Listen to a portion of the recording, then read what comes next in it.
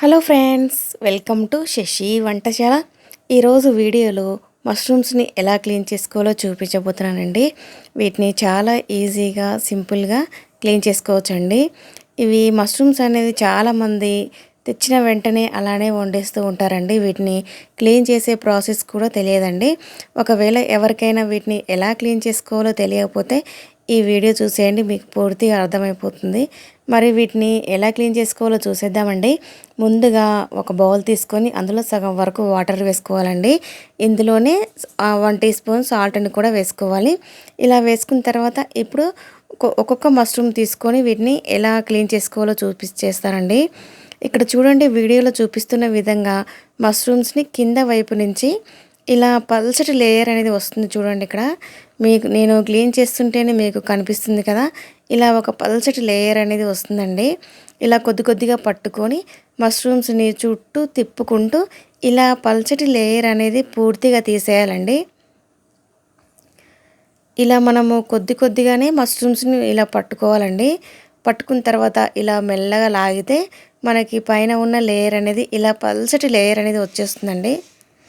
మనము చేయితోని తీసుకుంటే కొంచెం ఎక్కువ టైమే పడుతుందండి. కానీ ఇలా మష్రూమ్స్ని క్లీన్ చేసిన తర్వాత చూపిస్తున్నాను చూడండి. క్లీన్ చేసిన దానికి చేయని దానికి మీకు డిఫరెంట్ తెలుస్తుంది కదా. ఇలా క్లీన్ చేసుకున్న మష్రూమ్స్ని సాల్ట్ వాటర్లో వేసుకోవాలండి. ఒకవేళ మీకు చేయితోనే క్లీన్ చేసుకోవటం కష్టం అనిపిస్తుంది, అలాగే ఎక్కువ టైం పడుతుంది అనుకుంటే ఇలా ఒక చాక్తోని క్లీన్ చేయొచ్చండి. చూడండి, ఇక్కడ నేను వీడియోలో చూపిస్తున్న విధంగా చాకుని కింద వైపు నుంచి ఇలా కొద్దిగా పట్టుకొని ఇలా పల్చటి లేయర్ని ఇలా లాగాలండి. ఇలా లాగితే పైన ఉన్న పల్చటి లేయర్ అనేది బాగా వస్తుందండి. చూడండి, ఇక్కడ ఎంత సింపుల్గా మనం క్లీన్ చేసుకోవచ్చు. ఇలా చాక్తోనైతే త్వరగా తీసేసుకోవచ్చండి. ఇలా అన్ని మష్రూమ్స్ని ఇలా పల్చటి లేయర్ అనేది మొత్తం తీసేయాలండి. ఇలానే సింపుల్గా అన్ని మష్రూమ్స్ని నేను క్లీన్ చేసిన తర్వాత చూపిస్తున్నాను చూడండి. ఇక్కడ నేను తీసుకున్న మష్రూమ్స్ అన్నీ కూడా క్లీన్ అయిపోయాయండి. ఇలా క్లీన్ చేసుకున్న మష్రూమ్స్ని ఇప్పుడు మనము సాల్ట్ వాటర్లోనే వేసుకున్నాం కాబట్టి ఈ వాటర్లోనే బాగా వాష్ చేసుకోవాలండి. ఇలా వాష్ చేసుకున్న మష్రూమ్స్ని ఇప్పుడు వీటిని ఒక బౌల్లోకి ట్రాన్స్ఫర్ చేసుకుందాము.